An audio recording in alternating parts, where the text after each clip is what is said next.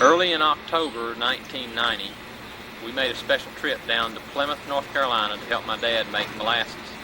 Dad has started making molasses in Plymouth about 6 years ago, but almost 60 years ago he helped his dad make molasses on the family farm near Greenville, South Carolina. Producing 9 gallons of molasses. Back when I was a boy on the farm near Greenville, South Carolina, I helped my dad make molasses, and we would spend maybe 2 or 3 months each year in the fall producing molasses, and some years we'd produce as much as 2,000 gallons.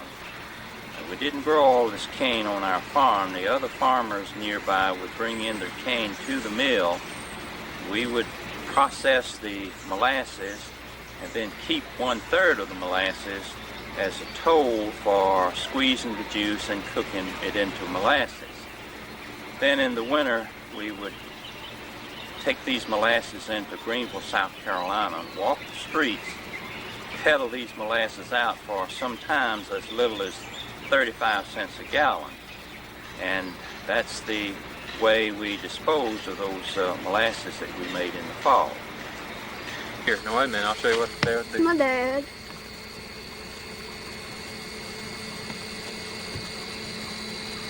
And that's a stalk of cane.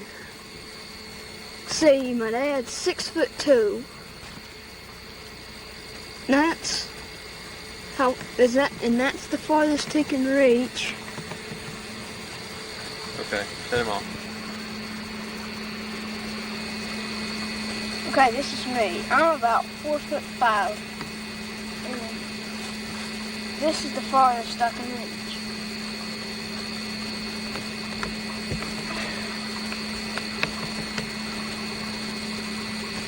This is the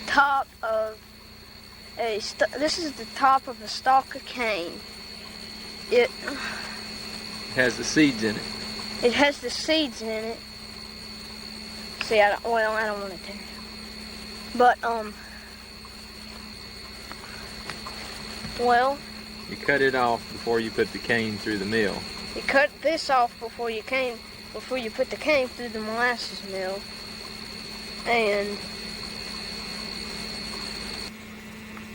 this is the cane standing before it's been pressed.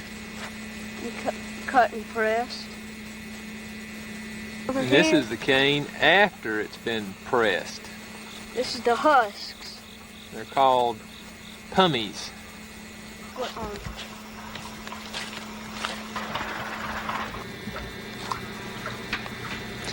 Now we're coming back from the field to the clearing where we have the mill for squeezing the cane, squeezing the juice out of the cane, and the cooker for boiling the juice down to molasses. It's driven by the John Deere tractor in this case. You can see the big wheel turning and the sheds under where we're working right now.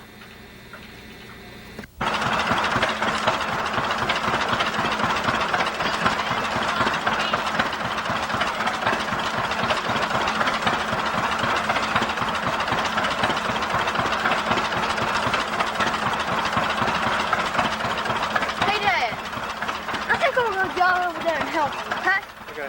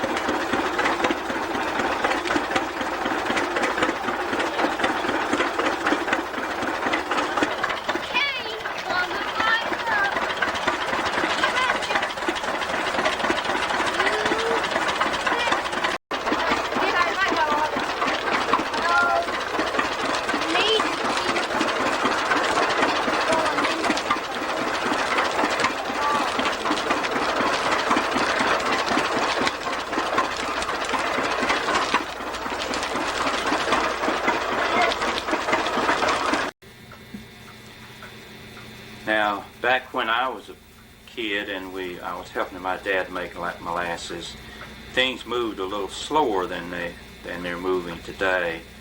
Back then, my dad pulled his press with a mule instead of a tractor. Today I'm using a tractor, as you see, but back then he used a mule. We would attach a huge pole to the top of the press, hook the mule to this pole, and the mule would go round and round and pull the press. And that's the way we press the juice from the cane. Now, things were a lot slower then, and it took longer to press a run of juice than it does today. My dad would get up about 4 o'clock in the morning and hook the mule to the press, and he would begin pressing the juice. Take about 4 hours to press a run of juice in those days, and he would work until about 6 o'clock in the morning, and then he would call us children. We would get up and run the press and with the mule and press the juice, and then he would start cooking the molasses. Then we would work all day and until way up in the night, about 9 or 10 o'clock at night, I suppose, and then we would knock off for the day.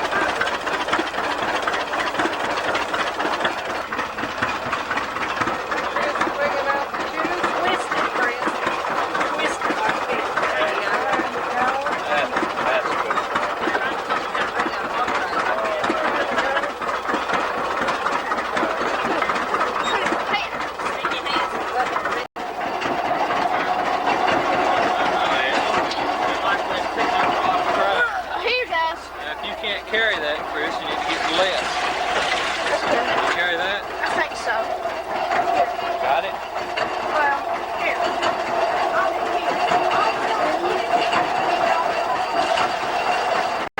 Mind it.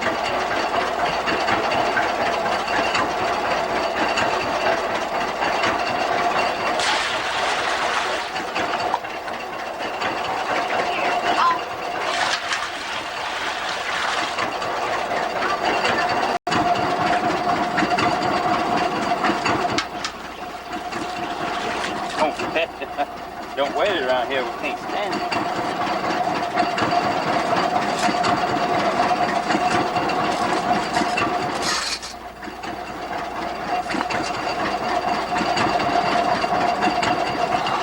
It'd be funny. It'd be funny if we could go with it.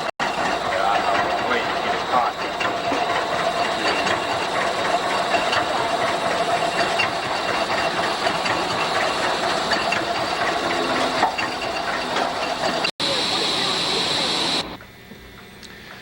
in the 1930s, of course, the juice would have been cooked with a wood fire.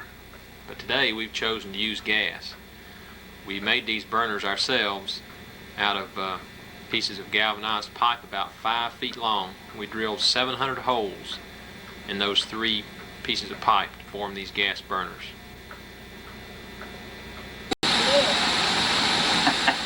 Don't smell too good right now, does it? Yeah. It'll smell better after a while. It's about done. It makes you so hungry you swallow your tongue. Daddy, There. why don't we make some more molasses after you get through making these? Keep it going, Chris. Back in the 30s, when I was helping my daddy make molasses, I was about 10 years old, I guess, when I started helping. And back then, when it was cool and in the fall of the year and neighbors had their chores all done up, they would come out at night and sit around the furnace, watch us cook molasses, and the children would come along with us. And the children that was younger than I was, younger than 10 or 12 years old, would play around the mill and play on the pumice pile. We'd take the pumice and pile them just behind the press, and we'd have quite a big mounting of pumice. We would climb the pumice pile and slide down the pumice and play in that fashion. And then when my dad would finish cooking a molasses, take the pan off, all the children and the grown-ups too would get them a piece of cane and sop the molasses, and that way they would spend their evenings.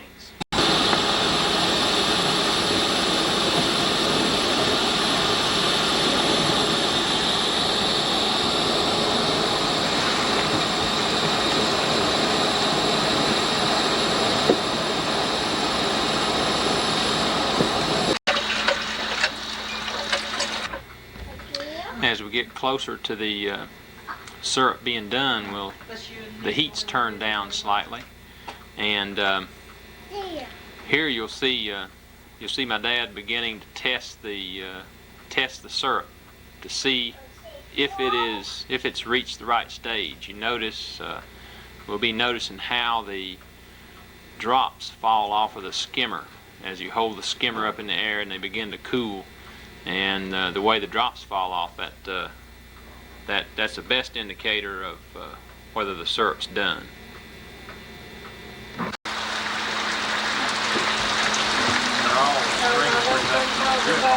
It's just beginning. It's not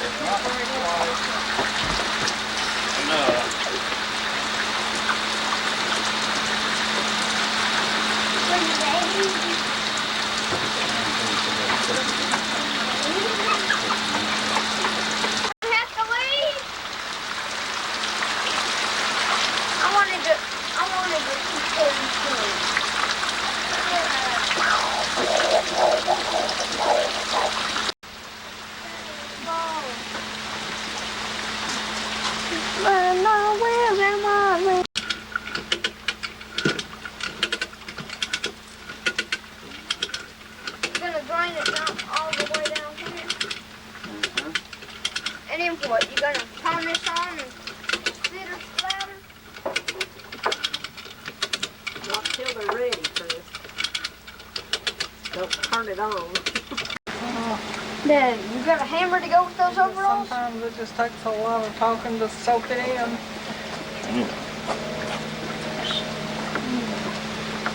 There we go. Turn it all away. There it is. Okay. Molasses. Molasses. Shouldn't that bucket be up a little higher? Well, it's okay. Looks like pea.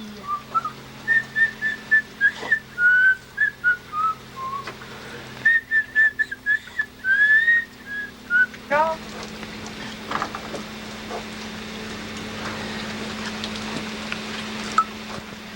Now let Grandmama get over here, Chris. There you go. tweezers. We're not get over here with her. Giant tweezers.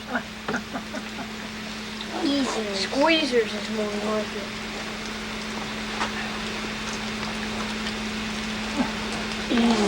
Giant squeezers. Squeezing.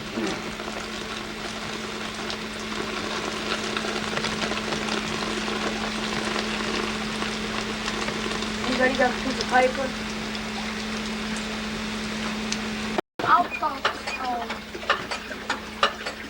I'll finish this stuff before. Put some in alcohol. Keep it crying. Here. You pour alcohol. Okay. I'm keeping it crying.